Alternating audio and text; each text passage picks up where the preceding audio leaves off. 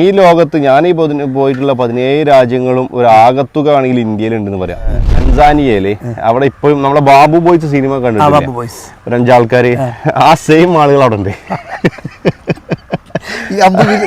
അതെ, ഞാൻ വന്ന പാടന്നെ ഈ സാധനം കണ്ടപ്പോ ഇത് അവരുടെ സങ്കല്പത്തിൽ നല്ല ഇറച്ചിയുള്ള ഒരു എന്തോ ഒരു നമ്മക്ക് അറിയുള്ളത് റോയൽ എൻഫീൽഡിന്റെ ബുള്ളറ്റ് 350. സന്തോഷ് ജോർജ് യൂട്യൂബേഴ്സ് യാത്രക്കാരൊക്കെ അല്ല, തീർച്ചയായിട്ടും നമുക്ക് സഞ്ചരിക്കാൻ പഠിപ്പിച്ചത് മൂപ്പർ തന്നെ ആയിരിക്കും.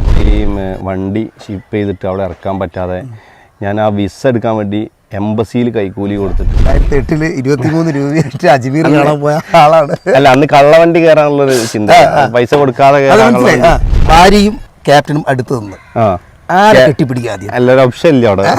ആരെ കെട്ടിപ്പിടിക്കും? ക്യാപ്റ്റൻ ആയിരിക്കും, ഒരു ഓപ്ഷൻ ഇല്ല.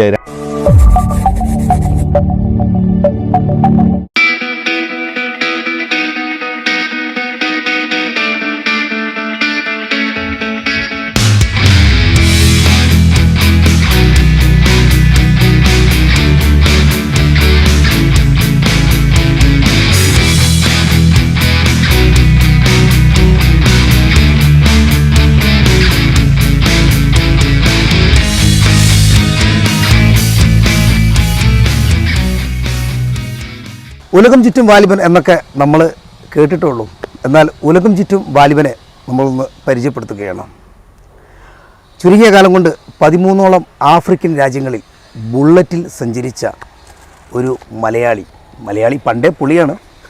നമുക്ക് നമ്മുടെ പ്രിയ സുഹൃത്തിനെ ദിൽഷാദിനെ ഒന്ന് പരിചയപ്പെടാം. ദിൽഷാദ്, നമസ്കാരം. നമസ്കാരം. എന്തൊക്കെയുണ്ട് വിശേഷം? നല്ല സുഖം. ഭയങ്കര ക്ഷീണമൊക്കെ ആണല്ലോ മുഖത്ത്? ചെറിയ ചെറിയ ക്ഷീണങ്ങളൊക്കെ കാര്യങ്ങളൊക്കെ ആയിട്ട് ഇങ്ങനെ പോകുന്നു. ക്ഷീണങ്ങൾ ഇടയ്ക്ക് വരും. ഇടയ്ക്ക് ക്ഷീണങ്ങളൊക്കെ തീർക്കാൻ വേണ്ടി 2 മാസത്തെ നാട്ടിൽ റെസ്റ്റ് എടുക്കും, വീണ്ടും ക്ഷീണിക്കാൻ പോകും.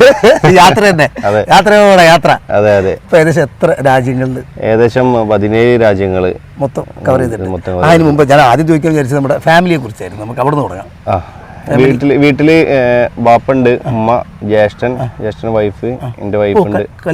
കല്യാണിച്ചിട്ട് ഒരു മോളുണ്ട്. വൈഫിന്റെ പേര് തസ്ഫിയ. മകളുടെ പേര് ഐഷ. എത്ര വയസ്സുണ്ട്? ഐഷക്ക് 4 വയസ്സ്. അങ്ങനെ വികൃതിയൊക്കെ ഉള്ള തീരെ വികൃതി ഇല്ലാത്ത കൂട്ടത്തില്. ഇപ്പൊ ഉപ്പ ഇവിടുന്ന് പോയി കഴിഞ്ഞാല് മകള് എങ്ങനെയൊക്കെയാണ്? അല്ല, പോയി കഴിഞ്ഞാൽ പിന്നെ മോളെന്നെ വിളിച്ചുകൊണ്ട് എപ്പോൾ വരും എന്നുള്ളൊരു ചോദ്യം മാത്രം, അത് മാത്രമേ ഉള്ളൂ. ഇപ്പം ഇങ്ങനെ യാത്ര ഇപ്പം 13ഓളം രാജ്യങ്ങളിൽ യാത്ര ചെയ്തു.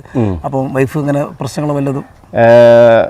ടോട്ടൽ ഞാനിങ്ങനെ ഒരു യാത്രയായിട്ട് നടക്കുന്ന ഒരാളാന്ന് അറിഞ്ഞതിൻ്റെ മുന്നേ തന്നെയാണ് അങ്ങനെയൊക്കെ തന്നെയാണ് കല്യാണം കഴിച്ചിട്ടുള്ളത്. പിന്നെ ചില എന്തായാലും പ്രശ്നങ്ങളുണ്ട്, സ്വാഭാവികമായിട്ടും. പ്രശ്നങ്ങളുള്ളതല്ല, ഒരു കെയറിങ് പോകണ്ടെന്നുള്ള. ഡെയിലി ഫോൺ ചെയ്യോ പോയി കഴിഞ്ഞാൽ? ഡെയിലി ഫോൺ ചെയ്യും, ഡെയിലി മെസ്സേജൊക്കെ ഉണ്ട്, കാര്യങ്ങളൊക്കെ ഉണ്ട്. പക്ഷെ എന്നാലും യാത്ര പോയി കഴിഞ്ഞാൽ പിന്നെ ഫുൾ സപ്പോർട്ടീവാണ്. അത് കഴിഞ്ഞ് വരുന്നവരെ ഏകദേശം 17 രാജ്യങ്ങൾ. അതിൽ ക്യാപ്റ്റൻ ഈ വണ്ടിയും കൊണ്ട് പോയിട്ടുള്ളത്. വണ്ടിയുടെ പേര് ക്യാപ്റ്റൻ എന്നാണല്ലേ? ക്യാപ്റ്റൻ ജെയിംസ് കുക്ക് എന്ന് പറഞ്ഞ ലോക സഞ്ചാരി ഉണ്ട്. അപ്പൊ മൂപ്പരാണ് ഓസ്ട്രേലിയ കണ്ടുപിടിച്ചത്. അപ്പൊ ഓസ്ട്രേലിയ കണ്ടുപിടിച്ച ഒരാളെ കൊണ്ട് എസ്കേപ്പ് ആഫ്രിക്ക എന്നുള്ളൊരു പേരിട്ടിട്ട് പോയ ചെയ്തില്ല. അങ്ങനെയാണ് ക്യാപ്റ്റൻ ജെയിംസ് കുക്കിൽ നിന്ന് ക്യാപ്റ്റൻ എന്നുള്ള പേരുണ്ട് കടമെടുത്തിട്ട്. ഈ 17 രാജ്യങ്ങൾ ഈ ബുള്ളറ്റ് ആണോ? അല്ല, 17 രാജ്യങ്ങളിൽ ബുള്ളറ്റ് ഉണ്ടായില്ല. 13 രാജ്യങ്ങളിൽ ബുള്ളറ്റ് കൊണ്ടുണ്ടായിരുന്നു. ചില രാജ്യങ്ങളിൽ പോകാൻ പറ്റിയില്ല വണ്ടിയും കൊണ്ട്. പക്ഷെ എന്നിരുന്നാലും ഏറെക്കുറെ ഏകദേശം 27 രാജ്യങ്ങളാണ് ആ ഒരു ആഫ്രിക്കൻ യാത്രയിൽ പോകാൻ വേണ്ടി ഉദ്ദേശിച്ചിട്ടുണ്ടായിരുന്നു. ചില രാജ്യങ്ങളൊക്കെ കവർ ചെയ്യാൻ പറ്റി. ഈ ക്യാപ്റ്റനും കൊണ്ട് ഏകദേശം എത്ര കിലോമീറ്റർ സഞ്ചരിച്ച്? ഏകദേശം 1,20,000 ഈ കാണുന്ന കിലോമീറ്ററിന് ഏകദേശം 1,23,258 കിലോമീറ്റർ. 1.25 ലക്ഷം കിലോമീറ്റർ. ക്ഷീണിച്ചിട്ടുണ്ട് ശരിക്കും ക്യാപ്റ്റൻ? അതെ, ഏകദേശം ക്യാപ്റ്റൻ ക്ഷീണിതനാണ്. ഇനിയൊരു യാത്രക്ക് പോകണമെന്നുണ്ടെങ്കിൽ ക്യാപ്റ്റൻ ഒരുപാട് ഓടും. 2019 വണ്ടി എടുത്തത് മുതലേ ക്യാപ്റ്റൻ ഓടിക്കൊണ്ടിരിക്കുകയാണ്. എടുത്ത ആഴ്ച തന്നെയാണ് എനിക്ക് തോന്നുന്നത് കശ്മീർ പോയത് ആദ്യമായിട്ട്. ആദ്യയാത്ര കശ്മീർ പോകാൻ വേണ്ടിയാണ് ശരിക്കും ഞാൻ ബുള്ളറ്റ് എടുക്കുന്നത്. കാരണം ആ ഒരു സമയത്തൊക്കെ കശ്മീർ ഭയങ്കര ട്രെൻഡിലിരിക്കുന്ന സമയമാണല്ലോ. ഏത് വർഷം പോകുന്നത്? അത് 2019 തന്നെ. വണ്ടി എടുത്ത ആഴ്ച തന്നെ പോയിട്ടുണ്ട്. ഒറ്റയ്ക്ക് പോകുന്നത്? അല്ല, അന്ന് വേറെ ബൈക്കും കൂടി ഉണ്ടായിരുന്നു. അത് കഴിഞ്ഞ് അന്ന് ടോട്ടൽ 3 പേര്. 3 പേര് 2 വണ്ടിയിലായിട്ട്. ആ യാത്ര കഴിഞ്ഞ് വന്ന ഉടനെ വീണ്ടും ഒരു യാത്ര കൂടി. ഇതേപോലെ ഒരു all India south east Asian രാജ്യങ്ങൾ എന്ന് പറഞ്ഞിട്ട് ഇന്ത്യ മുതൽ തായ്ലാന്റ് വരെയുള്ള ഒരു യാത്രയായിരുന്നു. പക്ഷെ ഇന്ത്യയിൽ മുഴുവൻ സഞ്ചരിച്ചിട്ടുണ്ടോ? ഇന്ത്യയിലെ എല്ലാ സ്റ്റേറ്റും ഈ വണ്ടി പോയിട്ടുണ്ട്. ഇന്ത്യ സഞ്ചരിച്ചാൽ തന്നെ ആളുകൾ പറഞ്ഞു ഇന്ത്യ ശരിക്കും ഒരു മിനിയേച്ചറാണ്. ഈ ലോകത്ത് ഞാൻ ഈ പോയിട്ടുള്ള 17 രാജ്യങ്ങളും ഒരു ആകത്തുക ആണെങ്കിൽ ഇന്ത്യയിലുണ്ടെന്ന് പറയാം. കാരണം എല്ലാ വിഭാഗം ആളുകളുണ്ട്. കാരണം നമ്മളെന്താ പറയുക, പട്ടിയിറച്ചി കഴിക്കുന്നത് മുതൽ ഇഡ്ഡലിയും ദോശയും കഴിക്കുന്ന ആളുകൾ, നാഗാലാൻഡിലൊക്കെ പട്ടിയിറച്ചി കഴിക്കുന്നത് മുതൽ ഇഡ്ഡലിയും ദോശയും കഴിക്കുന്ന ആളുകൾ വരെ ഇന്ത്യയിലുണ്ട്. പക്ഷെ ഇതൊക്കെ ഒരു രാജ്യമാണെന്നുള്ളതാണ് ഇതിൻ്റെ ഒരു അത്ഭുതം. ബാക്കിയുള്ള രാജ്യത്താണെങ്കിൽ ഏകദേശം ഒരു രാജ്യം മുഴുവൻ ഒരേ കൾച്ചറായിരിക്കും, ഒരേ സെയിം ഫുഡ് മെത്തേഡുള്ള ആളുകളായിരിക്കും. പക്ഷെ ഇന്ത്യയിൽ എവരി സ്റ്റേറ്റിനും എവരി കൾച്ചറാണ്. ഈ 13 രാജ്യങ്ങൾ, ആഫ്രിക്കൻ കൺട്രി എത്ര ദിവസം എടുത്തു യാത്ര? 13 ആഫ്രിക്ക ഏകദേശം ഒരു 6 മാസം. കാരണം ഞാൻ ആദ്യം എത്യോപ്യ പോയി. അവിടുന്ന് എത്യോപ്യ പോയത് വണ്ടി ദുബായിൽ നിന്നാണ് രണ്ടാമത് മൊസാംബിക്കിലേക്ക് ഷിപ്പ് ചെയ്യുന്നത്. അപ്പോൾ ഇതിനൊരു 3 മാസം സമയമെടുത്തു. ഈ ഒരു 3 മാസം കൊണ്ടാണ് ഞാൻ എത്യോപ്യ പോയി കവർ ചെയ്യുന്നത്. 3 മാസം അവിടെ വണ്ടി റിലീസ് ചെയ്തെടുക്കാം കേട്ടോ. ഇത് അവിടെ റിലീസ് ചെയ്യാൻ ഒരുപാട് അതെ ഫോർമാലിറ്റീസ് ഉണ്ട്. ഫോർമാലിറ്റീസ് മാത്രമല്ല, അവർക്ക് എന്തായാലും ഒരുപാട് പൈസയാണ് മെയിൻ. കൈക്കൂലിയാണ് മെയിൻ. കൈക്കൂലി എന്ന് പറഞ്ഞിട്ടാണെങ്കിൽ നമുക്ക് സങ്കല്പിക്കാൻ 2,70,000 രൂപയാണ് ഈ വണ്ടി എനിക്ക് വിട്ടു തരാൻ വേണ്ടിയിട്ട് പോർട്ടിൽ നിന്നോട് ആവശ്യം. ഓൾറെഡി ക്യാഷ് കൊടുത്തു. അത് കൂടാതെ ഷിപ്പ് ചെയ്യാൻ 1.25 കൊടുത്തിട്ടാണ് ഷിപ്പ് ചെയ്തത്. അത് കൂടാതെ കൈക്കൂലിയാണ് ചോദിക്കുന്നത്. അതായത് നമ്മളിപ്പോൾ ഓൺലൈൻ പർച്ചേസ് ചെയ്ത സാധനം നമുക്ക് കൊണ്ടുതരുന്ന ഡെലിവറി ബോയ് പറയണം എനിക്ക് ഇത്ര പൈസ തന്നാലേ വണ്ടി സാധനം തരുള്ളൂ എന്ന് പറഞ്ഞ ഒരവസ്ഥ. വേറെ മാർഗ്ഗമില്ല. ആ സമയത്ത് വണ്ടി വേണ്ട പോരാൻ തോന്നിയിട്ടുണ്ട്. ആ സമയത്ത് തോന്നിയിട്ടുണ്ട്. ഞാൻ വണ്ടി വേണ്ടെന്ന് അവരോട് തീർത്ത് പറഞ്ഞു. കാരണം ഇത്രയും പൈസ കൊടുത്ത് വണ്ടി എടുത്തിട്ട്. അപ്പൊ അവർ പറഞ്ഞു നിങ്ങൾ പുതിയൊരു ഏജന്റിനെ വെച്ചിട്ട് ചെയ്തോളി, ഒരു 50,000 തന്നു കഴിഞ്ഞാൽ നിങ്ങളുടെ ഡോക്യുമെന്റ്സ് നിങ്ങൾക്ക് തരാം. 50,000 കൊടുത്ത ഡോക്യുമെന്റ്സ് വാങ്ങി പുതിയൊരു ഏജന്റിനെ വെച്ച്. അപ്പോൾ മുൻകൂട്ടി അറിയില്ലായിരുന്നു ഇങ്ങനെ സംഭവം ഉള്ളത്? ഇല്ല, കൈക്കൂലിന്റെ കേസല്ലേ. പക്ഷെ ഇത്രത്തോളം 2.70 എന്നൊക്കെ പറഞ്ഞാൽ വണ്ടിന്റെ ഡബിൾ പൈസ ഇല്ലേ, ഇത്രത്തോളം വരുമെന്ന് പ്രതീക്ഷിക്കില്ലല്ലോ. പക്ഷെ അത്രയൊക്കെ കഷ്ടപ്പെട്ട് അവസാനം അത്രയൊക്കെ കഷ്ടപ്പെട്ടുകൊണ്ട് പിന്നെ അതൊരു വാശിയായി. ഇത് എത്ര വില കൊടുത്തും വാങ്ങിയിട്ട് ഈ ആഫ്രിക്ക കംപ്ലീറ്റ് എന്നുള്ള ആ ഒരു വാശിൻ്റെ മേലാണ് പിന്നെ മൊസാംബിക്കിൽ നിന്ന് രണ്ടാമത് സ്റ്റാർട്ട് ചെയ്യുന്ന യാത്ര. അപ്പോഴേക്കും ഏകദേശം 3.5 ലക്ഷം റുപ്യ അവിടെ ആയി. അവിടെ നിന്ന് തുടങ്ങിയ യാത്ര പിന്നെ അവസാനിക്കുക ക്യാഷ് ഇത്ര വലിയൊരു ക്യാഷ് ഈ ക്യാഷ് ഏകദേശം ഒരു 15 ലക്ഷം രൂപ ഈ 17 രാജ്യങ്ങളിലേക്ക് ആയിട്ടുണ്ട്. അത് എങ്ങനെ ഈ ക്യാഷ് പിന്നെ ഒരുപാട് യൂട്യൂബ് വരുമാനമാണോ? യൂട്യൂബ് വരുമാനം ഇതിൻ്റെ ഒരു ഭാഗമായി എന്നുള്ളതാണ്. എന്നാലും ഒരുപാട് സുഹൃത്തുക്കൾ ഇതിനു വേണ്ടിയിട്ട് സഹായിച്ചിട്ടുണ്ട്. ഈ യാത്ര കണ്ട് ഇഷ്ടപ്പെട്ട് കൂടിയ ആളുകൾക്ക് ഇതെങ്ങനെയെങ്കിലും കംപ്ലീറ്റ് ബാക്കി കൂടി കാണണം. അതിന് വേണ്ടിയിട്ട് അവർ പൈസ തന്നിട്ട് അവിടെ പോയ സമയത്ത് ആഫ്രിക്കൻ കൺട്രി 13 രാജ്യങ്ങൾ എന്ന് പറയുന്നത് എവിടെ നമുക്ക് തുടങ്ങാം? എത്യോപ്യയിലല്ല. എത്യോപ്യ ഞാൻ ആദ്യം വണ്ടി ഇല്ലാതെ പോയി വന്നത്. മൊസാംബിക്കിൽ നിന്നാണ് തുടങ്ങിയത്. മൊസാംബിക്ക്, സ്വാസിലാൻഡ്, സിംബാബ്വെ നമ്മൾ കേൾക്കുന്നത് ക്രിക്കറ്റ് ആ ഒരു പ്രതാപമൊക്കെ പോയിട്ട്. പക്ഷെ ഒരു വൈറ്റ്സിനൊക്കെ അവർ ഓടിച്ച് അവർ തന്നെ സ്വതന്ത്രം ഇത് കയ്യിലെടുത്ത് അവർക്ക് തന്നെ എല്ലാം ചെയ്യാൻ പറ്റും. അതുകൊണ്ട് അവർക്ക് നഷ്ടമേ ഉള്ളൂ. കാരണം പറ്റ ഡൗൺ ആയി. അവരുടെ സിംബാബ്വൻ ഡോളറൊക്കെ വളരെ മൂല്യം കുറഞ്ഞു. സിംബാബ്വെ കഴിഞ്ഞ ശേഷം Malawi, Tanzania, ബുറൂണ്ടി, Rwanda, Uganda, Kenya. ഇതുപോലെ ലോകകപ്പ് ക്രിക്കറ്റ് കളിച്ച ടീമായിരുന്നു. പക്ഷെ ഈ അറിയാത്ത ഈ ബുറൂണ്ടി ഒന്നും അറിയാത്ത രാജ്യങ്ങളാണ്. സ്വാസിലാൻഡ് അറിയൂല. ഇങ്ങനത്തെ ഈ രാജ്യങ്ങളൊക്കെ ബൈഹാട്ടാവുന്ന എങ്ങനെയാണ്? അത് നമ്മളെ മനസ്സിലെ പോയി ആ മാപ്പ് ഉണ്ടാവും. നമ്മൾ പോകുന്ന ആ രാജ്യത്ത്. അതെ. മറ്റൊരു കാര്യം നമ്മൾ ഈ ബോർഡർ കിടക്കുമ്പോൾ ഉണ്ടാവുന്ന ബോർഡർ കടക്കലാണ് ശരിക്കും എനിക്ക് ഏറ്റവും ഇഷ്ടപ്പെട്ട ഒരു സംഭവം. കാരണം ഒറ്റയടിക്ക് നമ്മൾ രാജ്യമാണ് മാറില്ലേ. ഫ്ലൈറ്റിൽ പോകുമ്പോൾ പോലെ കിട്ടില്ല. ഫ്ലൈറ്റ് 4 മണിക്കൂർ കൊണ്ട് നമുക്ക് ഇങ്ങനെ സമയമുണ്ട് ആലോചിക്കാൻ. 4 മണിക്കൂർ നമ്മൾ വേറെ രാജ്യത്തെത്തും, വേറെ ഭാഷയാണ്, വേറെ ഇതാണെന്നൊക്കെ. പക്ഷെ ഇതങ്ങനല്ലോ. ഒരു ഗേറ്റ് നമുക്ക് തുറന്നു നിന്ന് കഴിഞ്ഞാൽ ആ ഒരു ഗേറ്റ് തുറക്കുമ്പോൾ കൂടി നമ്മൾ ഒരു 1.5 മണിക്കൂർ ബാക്കോട്ടോ അല്ലെങ്കിൽ 1.5 മണിക്കൂർ മുന്നോട്ടാവും. സമയം വീണ്ടും നമ്മൾ ബാക്കോന്ന് തുടങ്ങും.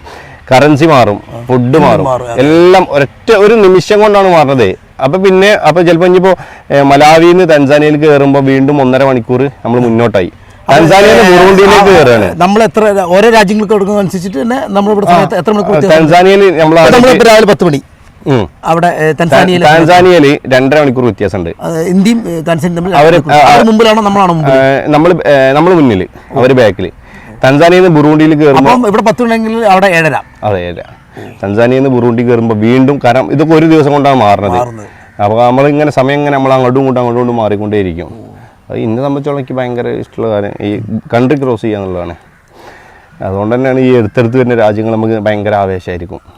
രാജ്യങ്ങൾ ഇങ്ങനെ മാറി പോകുമ്പോൾ. ഈ യാത്രയെ സ്നേഹിച്ചു തുടങ്ങിയത് എന്നുപോലെ ഞാൻ നമ്മുടെ നാട്ടിൽ ഒരു മനഹജുർ റഷാദ് എന്ന് പറഞ്ഞൊരു കോളേജുണ്ട്. അവിടെ പഠിച്ചിട്ടുണ്ടായിരുന്നു. അവിടെ എല്ലാ ദിവസവും ഈ നമ്മൾ സന്തോഷ് ജോർജ് കുളങ്ങരന്റെ സഞ്ചാരം എങ്ങനെ ഇടും എല്ലാ ദിവസവും.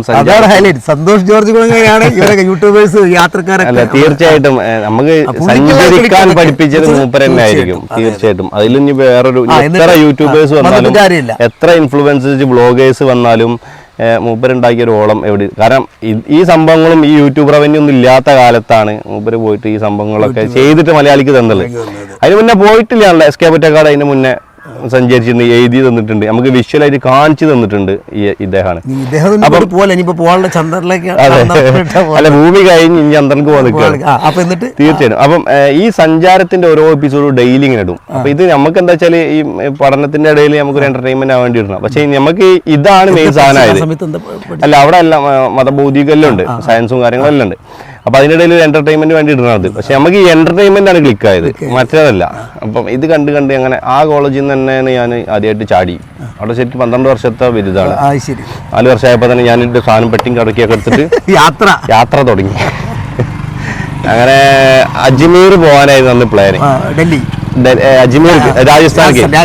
അപ്പൊ കയ്യിലുള്ള പുതിയ സാധനമൊക്കെ എടുത്തിട്ട് നേരെ വിട്ട് കോഴിക്കോട് എത്തിയപ്പോ തന്നെ രാജസ്ഥാൻ പൂതിയിട്ട്, കാരണം പൈസ ഒക്കെ കഴിഞ്ഞ്. പിന്നെ അന്ന് ഫാദറിനെ വിളിച്ചിട്ട് അതെ കള്ളവണ്ടി പോയത് 23 റുപ്യ 24 റുപ്യ അങ്ങനെ എന്തോ ആണ്.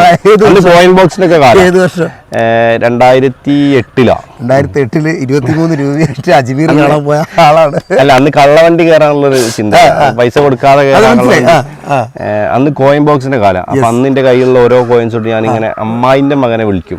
ഞാൻ കോഴിക്കോട് ചാടി പോകുന്ന അവിടെ തിരിച്ചാരോടും പറയാതെ കണ്ട് കുറച്ച് പൈസ ആയിട്ട് പോകാന്ന് പറഞ്ഞു. പക്ഷെ ഇവൻ എന്ത് ചെയ്ത് വാപ്പാനെ വിളിച്ച് സെറ്റാക്കിയിട്ട് വാപ്പിയും വേറെ അമ്മായിന്റെ മോനും കൂടിയാണ് വരുന്നത്. അപ്പൊ ഞാൻ മറ്റവനെ പ്രതീക്ഷിച്ചിരിക്കുക. അവസാനത്തെ കോയിൻ നമ്മളെ കോഴിക്കോട് ബീച്ച് ഹോസ്പിറ്റലിന്റെ അടുത്തുനിന്നാണ് ഞാൻ വിളിച്ചുകൊണ്ടിരിക്കുന്നത്. അവസാനത്തെ കോയിൻ ഇട്ടാണ് വരുന്നുണ്ട്, വാ, അല്ലെങ്കിൽ ഇനി ഒരു നിവൃത്തിയിൽ ഇവിടെ നിൽക്കാൻ പറഞ്ഞു.